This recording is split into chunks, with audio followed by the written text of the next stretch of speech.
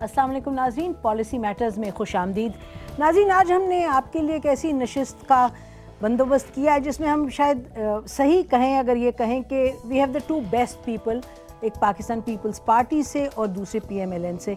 और मकसद ये है कि ये दो मेजर पार्टीज़ हैं, मुल्क में बहुत से सवाल उठ रहे हैं, इलेक्शंस का वक्त करीब है। कल एक बड़ी अहम डेवलपमेंट हुई, अब्दुल कादिर गिलानी भी जीते। उसके बाद हमने देखा अल्ताफ़ हुसैन साहब ने भी कुछ स्टेटमेंट्स वगैरह दी कि गोल में इस कॉन्फ्रेंस होनी चाहिए, मुल्क ख़तरात से दो चार है, और बहुत सी बातें। नैब के केस खुले हैं और प्रेसिडेंट आसिफ अली जरदारी साहब कहते हैं कि अल्लाह की हकमियत के बाद अवाम की हकमियत है। ये बहुत से सवाल हैं, तो हमने कहा इनके साथ बैठ के आज बात करें कि इनके जहनों में क्या है, आगे किस तरह की स्ट्रैटेजी बनाएंगे। और इंट्रोड्यूस हम कराते चलें। हमारे साथ मिनिस्टर ऑफ इंफॉर्मेशन कमरुज़्ज़मान कायरा साहब हैं, बहुत शुक्रिया प्रोग्राम में आने का।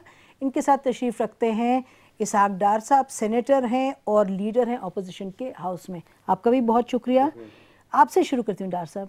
तो अब्दुल कादिर गिलानी साहब जीत गए और पीपल्स पार्टी कहती है 4 के ख़िलाफ़ हमारी जीत हुई, PMLN और जमात इस्लामी, PTI, और कहते हैं और भी छुपी छुपी पार्टीज़ होंगी।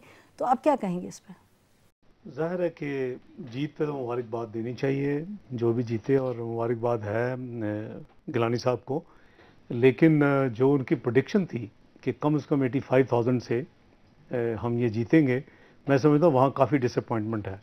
जितनी इन्वेस्टमेंट मुल्तान में हुई है डिस्क्रिशनरी फंड से, और ब्रिजेज़ और गलियाँ और सड़कें वटेवर फेडरल गवर्नमेंट की तरफ से, तो ये एक इनके लिए लम्हा फ़िक्रिया होना चाहिए पीपल्स पार्टी के लिए कि इतनी नैरो मार्जिन से जीतना, और वो भी सिटिंग गवर्नमेंट के लिए।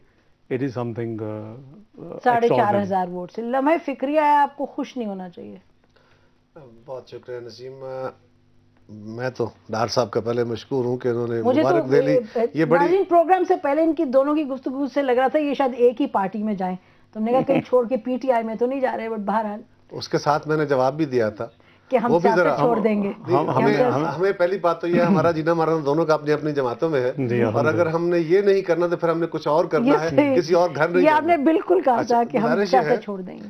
गुजारिश ये है कि जो इलेक्शन हुआ उस इलेक्शन के अपने डायनामिक्स है। ये एक इलेक्शन की तकरीरों में बहुत कुछ कहा जाता है कि अब लैंडस्लाइड विक्ट्री होगी, फलां होगी, एक क्लेम्स होते, तवक्को होती है, और एक इलेक्शन के नारे वारे भी होते हैं, वो भी सारी दुनिया को पता है। इस इलेक्शन की फिजा क्या थी? ये इलेक्शन, पहली बात तो यह है कि गिलानी साहब तसलसल के साथ कोई ये सीट नहीं जीते। ये सीट उनके मुखालफिन ने भी जीती है, और घुमर अब जो उनके बोसन साहब है वही जीतते रहे। इस सीट के अंदर इस इलेक्शन में बड़ा अहम जो इशू है वो ये है कि इस वक्त फिजा क्या है। फिजा ये थी कि गिलानी साहब को अदालत ने डिस्क्वालीफाई करके घर भेजा। एक बेटे के खिलाफ एन जब उनका इलेक्शन शुरू हुआ तो उसके वारंट गिरफ्तारी जारी हो गई। दूसरे बेटे के खिलाफ इलेक्शन से 2 दिन कबल एक बिल्कुल दबा हुआ केस उठा के सामने आ गया, मीडिया में भी उसकी पूरी हाइप हुई। उस खानदान के खिलाफ, गिलानी फैमिली के खिलाफ कोई सबूत नहीं है जी। उनके खिलाफ कोई आज तक किसी ने आगे सबूत नहीं दिया कि ये हुआ है, लेकिन एक इल्जाम है और केसेस चल रहे हैं। पूरा एक इस इलेक्शन के दौरान, पूरे इलेक्शन प्रोसेस के दौरान उनके ऊपर पूरी एक मीडिया डिबेट रही, एक ऑनस्लॉट रहा गिलानी साहब के ऊपर, उनकी फैमिली के ऊपर। इसके बावजूद PMLN ने अपना कैंडिडेट लॉन्च किया और विड्रॉ कर लिया, टिकट दिया और विड्रॉ कर लिया, और एक PTI के कैंडिडेट को सपोर्ट करना शुरू कर दिया। सो ये पीपल्स पार्टी वर्सेस 4, ये पीपल्स पार्टी वर्सेस रेस्ट। एक खास फिजा में जो कामयाबी हुई है, जब ये कहा जा रहा है कि लोड शेडिंग है, बेरोजगारी है, बैड गवर्नेंस है, फलान है, और मरकजी हुकूमत की तरफ से कोई मुदाखलत नहीं है। चीफ इलेक्शन कमिश्नर जो कायम मकाम है वो सारा दिन वहां बैठे हैं, और वहां पे सूबाई हुकूमत ज्यादा मौसर होती है, मरकजी गवर्नमेंट की तरफ से कोई मुदाखलत नहीं। अच्छा, एक तरफ तो ये बात दुरुस्त है कि बजट बिलियंस ये खर्चे फेडरल हुकूमत ने उस कंस्टिट्यूएंसी में, दूसरी तरफ ये कि भाई पंजाब की गवर्नमेंट है उसकी जी। अगर मैं वेरी सॉरी, अब आपको डार साहब सवाल कर रही थी, ये जो सवाल है ना खर्चे करने का, ये कहा जा रहा है ना, मैं करता हूँ। मियां नवाज शरीफ साहब, शहबाज शरीफ साहब की कंस्टिट्यूएंसी लाहौर गढ़ गिना जाता है, तो लाहौर के ऊपर लोगों का क्लेम है जी अब तो 70% बजट ही लाहौर में लगा रहे हैं, लाहौर पे बेशुमार खर्चा किया गया। मुल्तान शहर डिप्राइव था, अगर मुल्तान शहर के ऊपर उन्होंने खर्चा किया तो मुल्तान की सिर्फ एक सीट तो नहीं है, और ये तो रूरल सीट है। वैसे मैं समझता हूँ कि जो 70% वाली कायरा साहब ने बात की है ये ठीक नहीं है। एक तो ये कि सदर्न पंजाब में पॉपुलेशन करीबन 33% 34% है पंजाब की, 40% जो बजट है तरक्याती बजट वो सदर्न पंजाब पे खर्च हो रहा है year after year in the last 4 years. और दी डेवलपमेंट बजट जो है वो पिछले 4 साल में ये हमारा 30, 40, 50 बिलियन से बढ़ता बढ़ता 60-70 पे गया था।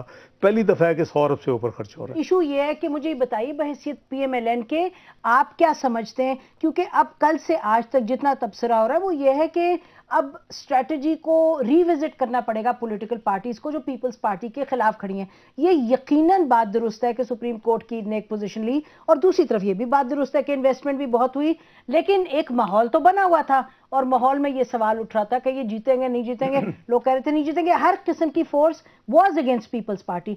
4000 से जीते हैं लेकिन जीते हैं। अब इसमें पॉलिटिकल स्ट्रेटजी क्या बनती है आने वाले दिनों में? नहीं, मैं समझता हूँ कि इनकी जीत मेरे नज़दीक तो मैं बड़ा क्लियर था कि ये जीतेंगे। अच्छा, लेकिन मार्जिन का था कि वो थोड़ा सा डिसअपॉइंटिंग है कि जितना मार्जिन, मैं अभी भी वही रिपीट करूंगा कि 4000 का margin with such a great investment of prime minister, उनका एक सिंपैथी इस वक्त उनके साथ भी है ना।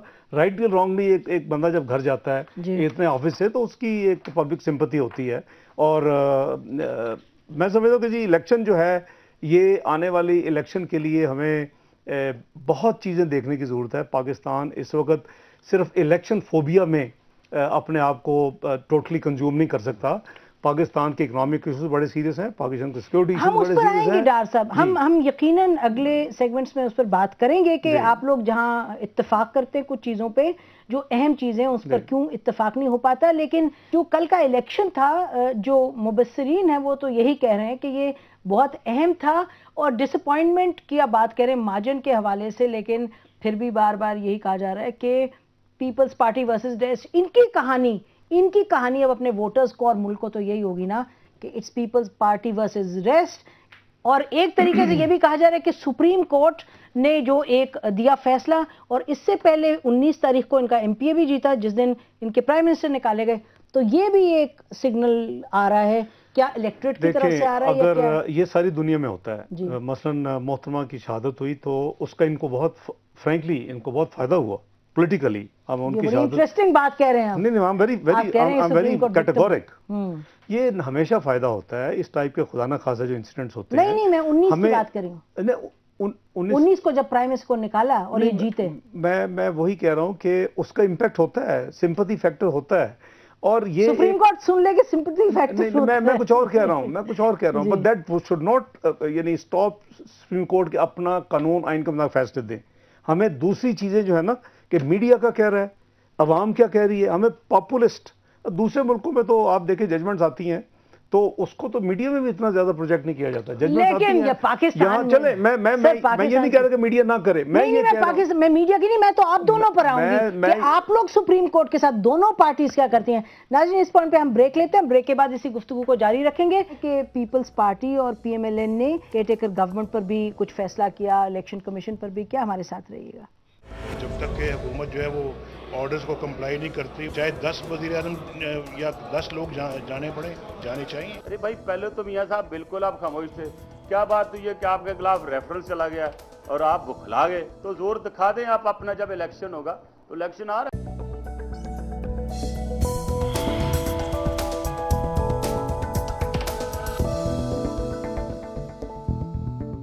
वेलकम बैक नाज़रीन, ये तो बहुत अच्छी बात हुई जिस पर हमने पहले भी बात की कि 20वीं जो तरमीम पास हुई उसके तहत पहले तो हमने देखा कि चीफ इलेक्शन कमिश्नर बनाए गए जिस पे कि दोनों पार्टियों का इत्तेफाक था। शायद पाकिस्तान की तारीख में ये पहली मर्तबा हुआ है और बहुत खुश आइन बात है।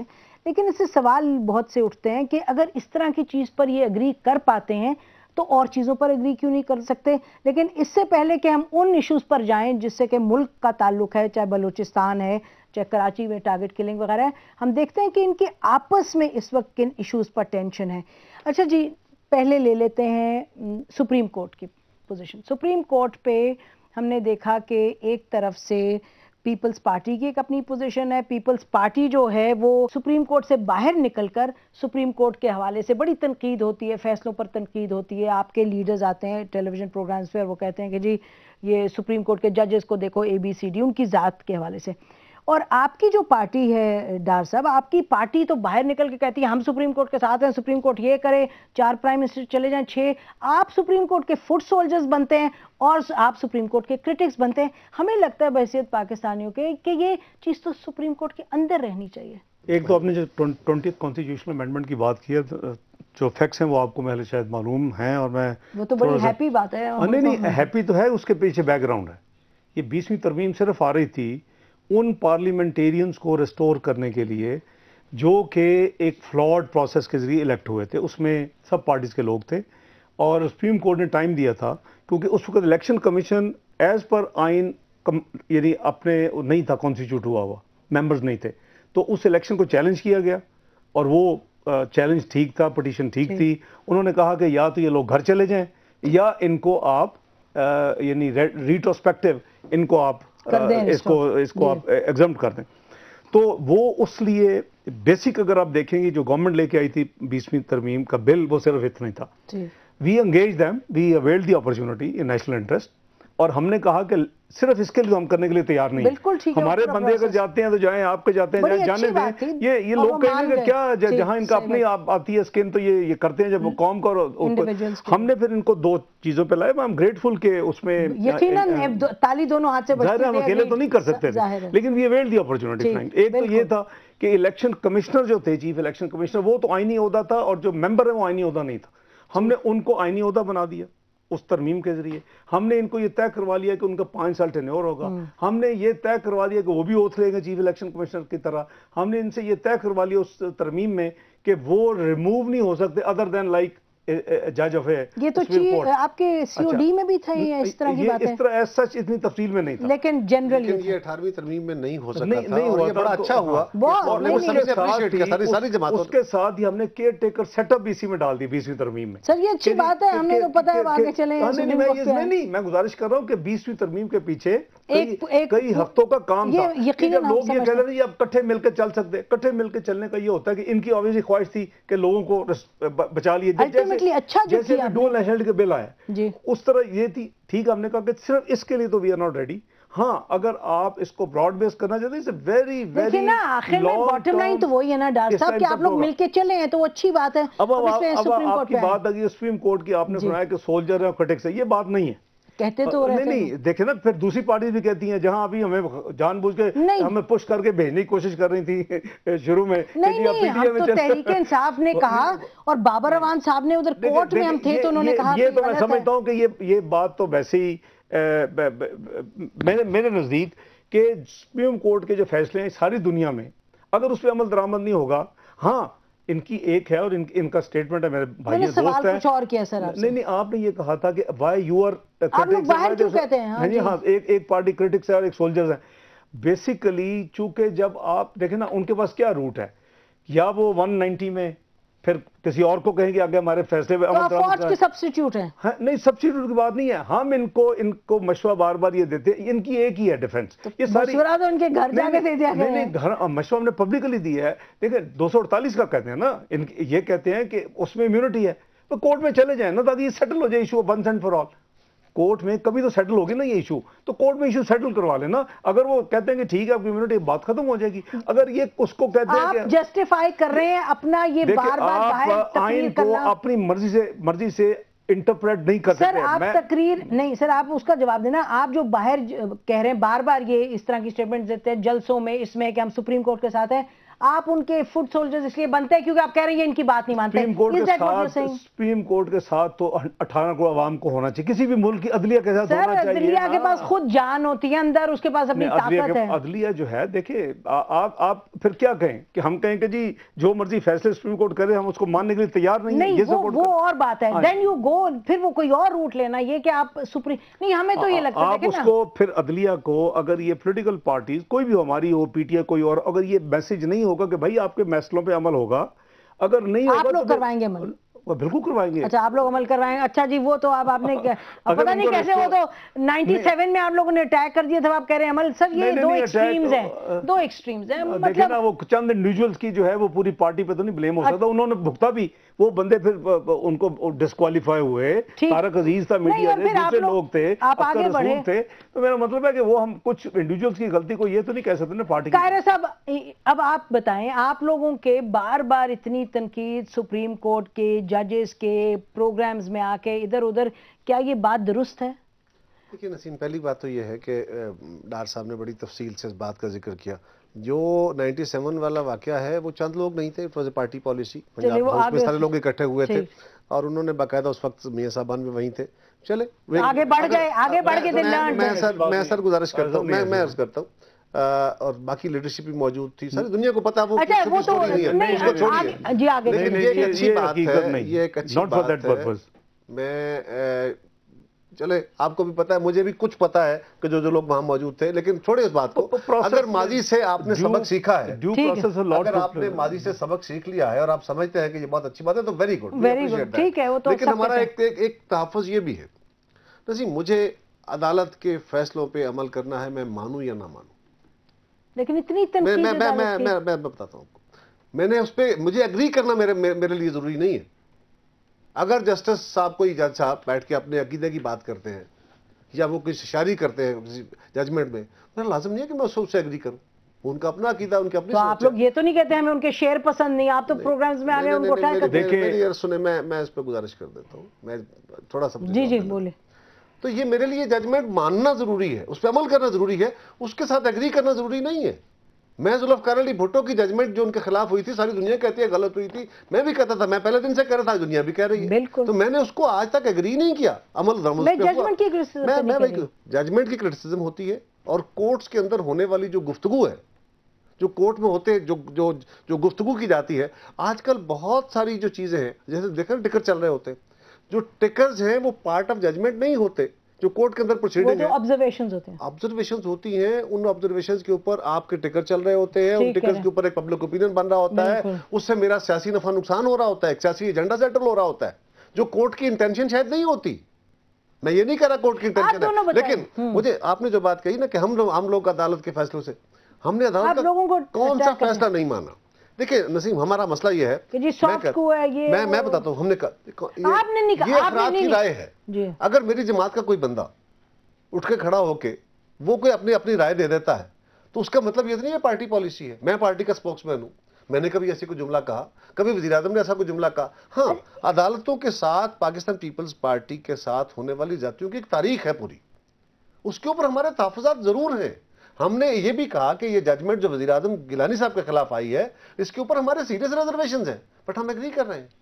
हमने जब तक हमारे पास राइट टू अपील था, देखिए ना, या तो कहें कि राइट टू अपील है ही नहीं, हमने राइट टू अपील एक्सरसाइज किया, वो बात हमने मान ली, वो बात आपकी ठीक है, लेकिन हम तो ये कह रहे हैं कि सुप्रीम कोर्ट का एक अपना तकद्दुस है और क्रिटिसिज्म जो जजमेंट का है वो सही है, लेकिन हमें लगता है कि सुप्रीम कोर्ट का क्रिटिसिज्म उनके जजेस के खिलाफ। प्रॉब्लम उसमें पता क्या होता है, प्रॉब्लम यह है कि चीफ जस्टिस साहब के बेटे के ऊपर इल्जाम लगे, एक शख्स ने इल्जाम लगाया, ठीक है, रियाज मलिक साहब ने इल्जाम लगा दिए, उन्होंने कुछ सबूत भी सामने लाए, मुझे नहीं पता सच्चे हैं झूठे, उन्होंने पेश किए, मीडिया के लोगों ने कहा हमने देखे हैं, ओके, उसको एक पूरा पोर्ट्रे किया गया आपकी जमात की तरफ से भी, पीटीआई की तरफ से भी और मीडिया की तरफ से भी, कि ये तो जी पता नहीं क्या साजिश है, ये तो अदालत के खिलाफ है। हाँ, ये सवाल उठे थे कि किसने साजिश की। अच्छा, अब आप दोनों, ये बड़ा अहम नाज़रीन टॉपिक है, इस पर हम ब्रेक के बाद वापस आएंगे और इस टॉपिक को कंटिन्यू रखेंगे, और उसके साथ हम ये भी सवाल उठाएंगे कि ये जो बलूचिस्तान वगैरह के हवाले से, उस पर ये लोग पार्टीज मिलकर क्यों नहीं कुछ करती।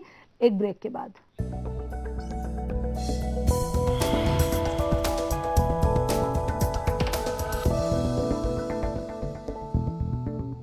Welcome back. नाज़रीन, बात हो रही है कि सुप्रीम कोर्ट के हवाले से जो दोनों मेजर सियासी जमातें हैं उनका रवैया, और उसके बाद हम बात करेंगे बलूचिस्तान पर। जी कायरा साहब, आप क्या कहते हैं? गुजारिश कर रहा था कि दो इंडिविजुअल का इशू था, उसको ये कहा गया कि जी साजिश हो रही है, सुप्रीम कोर्ट पे हमला होने लगा है, जिस तरह मुशर्रफ ने इमरजेंसी लगाई थी इस तरह की कैफियत हो गई है, हम ये नहीं होने देंगे।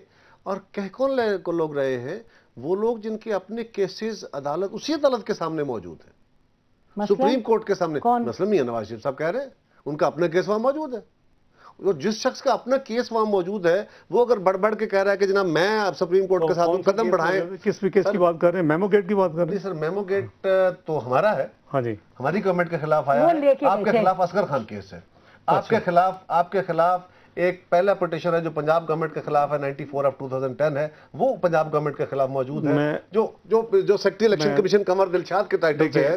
सो मैं इतनी गुजारिश कर रहा हूं कि उन जमातों को भी सोचना चाहिए कि जिनके केसेस वहां मौजूद होते हैं उनको अदालत के हक में नारे लगाना भी कंटेंट है। कायरा साहब, आपने जो फरमाया ना, ये कि जी मीडिया ने सारा सबूत देख लिया, जिस बेसिस के ऊपर किसी भी पॉलिटिकल पार्टी ने इंक्लूडिंग PMLN ये जो बात कही ना कि ये इसको पोलिटिसाइज किया जा रहा है या इसको कोई कॉन्स्पिरेसी हो रही है, उसकी वजह ये थी कि अगर मीडिया को तो एविडेंस दिखा दिया गया, सब्सटेंशियल एविडेंस की बात है ना, पर कोर्ट में प्रोड्यूस क्यों नहीं किया? जिसने एलिगेशन लगाई थी कोर्ट में तो सारा out of the whole amount, आपको भी पता है 5% एविडेंस था।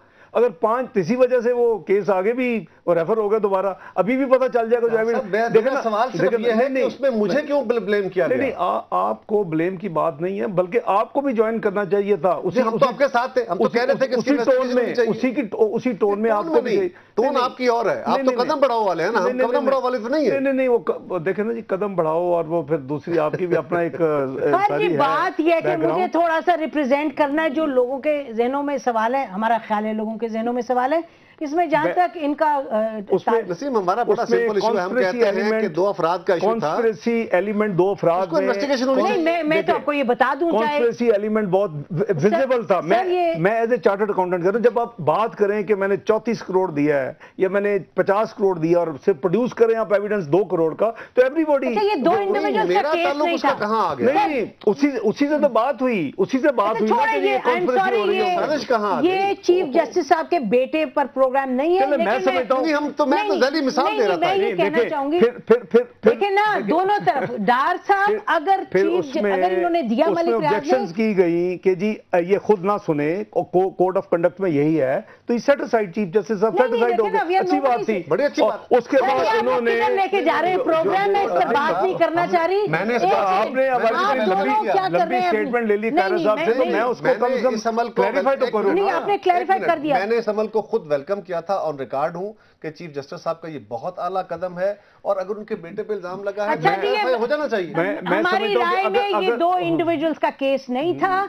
इसमें क्योंकि मलिक रियाज साहब फरमाते हैं पैसे दिए थे उन्होंने जजमेंट को अफेक्ट करने के लिए, so Supreme Court is also affected, तो इसलिए इसमें ये गलत होगा कहना।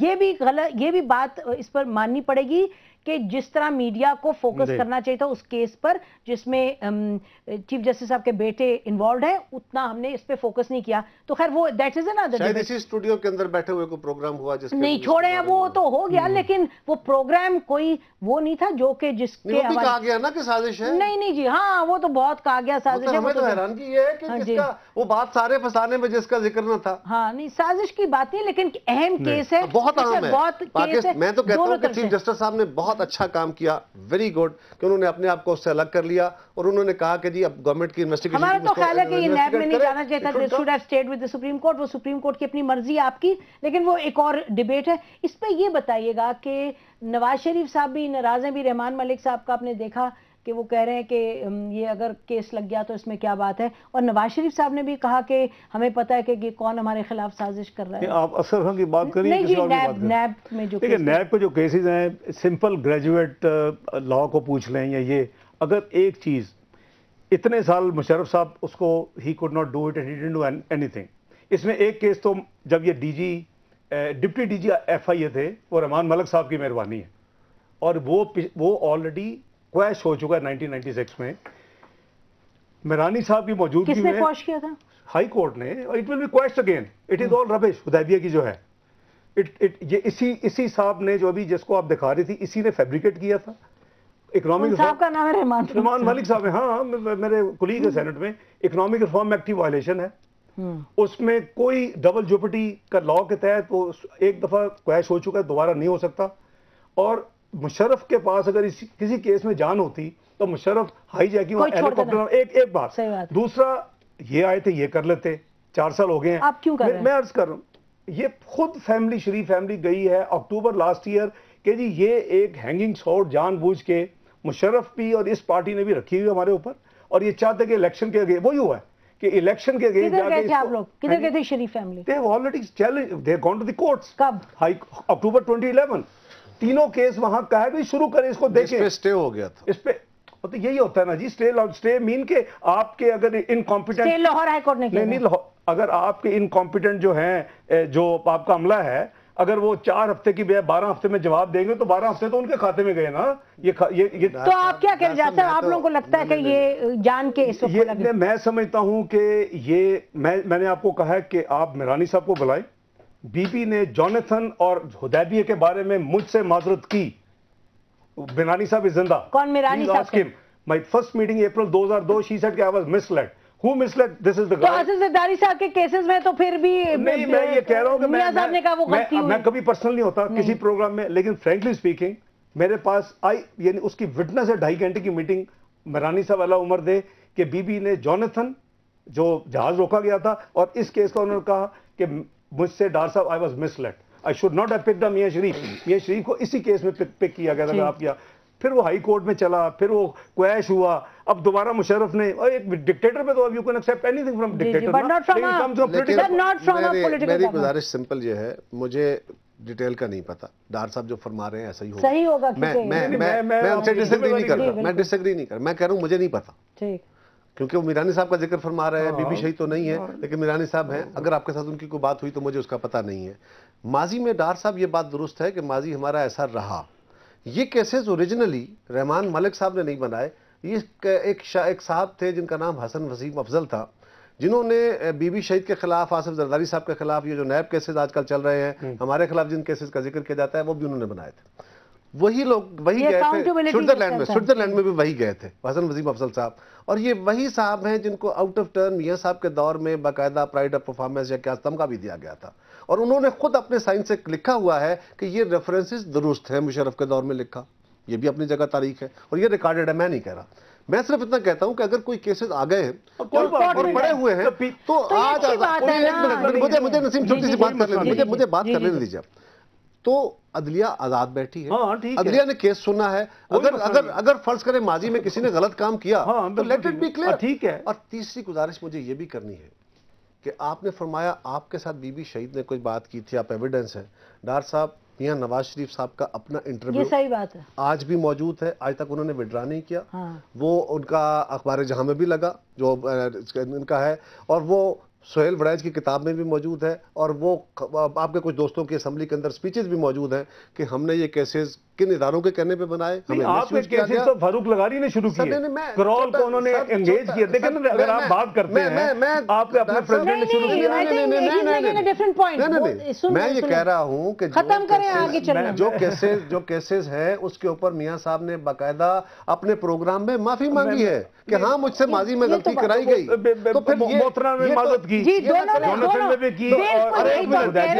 लेकिन बात यह है डार साहब, मुझे आपसे ये बिल्कुल तवक्को है, अगर आप समझते हैं हमारा तो ये केसेस, हम तो कहते हैं कि ये केसेस ऑलरेडी क्लोज हो चुके थे, खोले गए, इसके पीछे सैफुर रहमान जो आपको भी पसंद नहीं था, मुझे देखिए ना, दोनों तरफ से आप लोगों ने माजरत की। नाज़रीन, इस पॉइंट पे इन केसेस को, अगर इन केसेस के ऊपर खत्म होना चाहिए तो वो केसेस दोनों तरफ खत्म होने चाहिए। ठीक है, ठीक है। जो एक डुअल जज, एक डबल बेंच के फैसले में हमें सजा मिली और सुप्रीम कोर्ट ने उस बेंच को खत्म करके उनको घर जाना पड़ा, वो तारीख है इस मुल्क की। बिल्कुल नाज़रीन, इस पॉइंट पे हम ब्रेक लेते हैं, ब्रेक के बाद आपकी खिदमत में हाजिर होंगे और हम आगे बात करेंगे। बलूचिस्तान के हवाले से ब्रीफली बात होगी और फिर होगी जो केयर टेकर सेटअप आने वाले, और कुछ अल्ताफ हुसैन साहब भी फरमा रहे हैं कि ये तो इलेक्शंस की तरफ जा रहे हैं, मुल्क को इतना खतरा है कि गोल में इस कॉन्फ्रेंस होनी चाहिए जिसमें अस्करी क़यादत और सिविलियन क़यादत को आना चाहिए। सुनते हैं वो भी क्या कह रहे हैं। पाकिस्तान को बचाना है तो गोल में इस कॉन्फ्रेंस बुलाई जाए, उसमें अस्करी जराए के लोगों को मदऊ किया जाए, ब्यूरोक्रेट्स को मदऊ किया जाए, उसमें सियासतदानों को मदऊ किया जाए, सॉलिड मुस्तरे का फैसले किए।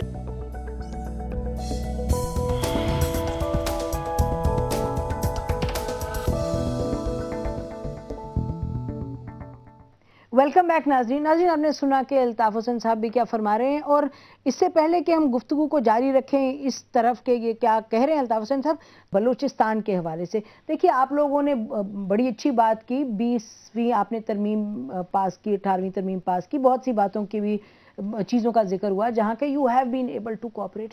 बलूचिस्तान पे आप लोग नहीं कुछ कर पाए, इतना बड़ा क्राइसिस है, तो क्या लोग समझें कि जो इलेक्शन की बात है जहां आप लोगों ने वापस हुकूमत में आना है उधर तो कोऑपरेट कर लिया, इस इशू पर क्यों नहीं कर पाए आप लोग कुछ?